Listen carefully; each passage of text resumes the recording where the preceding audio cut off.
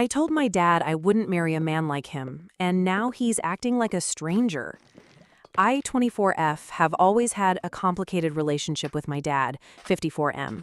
He's the kind of guy who thinks he's the center of the universe, charming to outsiders, but at home, he's controlling, dismissive, and honestly kind of a bully. Growing up, I watched him belittle my mom, 52M, over little things like dinner not being perfect or her wanting to go out with friends. He's not abusive in a physical way, but his words cut deep, and I swore I'd never end up with someone like him. Last week, things came to a head. My boyfriend, 26 male, and I were over at my parents' house for dinner. My dad started his usual routine, making snide comments about my job.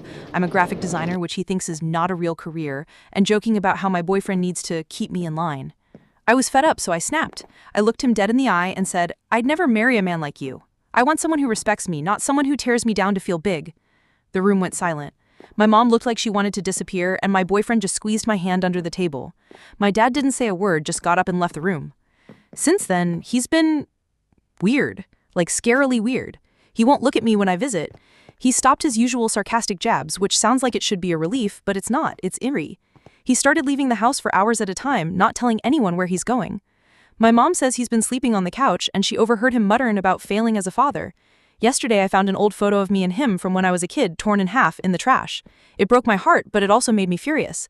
Is he trying to guilt-trip me, or is he actually reflecting on himself for once? I don't know how to feel. Part of me is glad I stood up to him, but another part wonders if I went too far.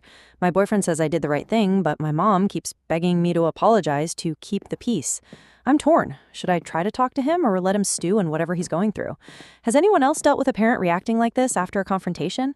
I just want my family back, but I also don't want to take back what I said. It was the truth.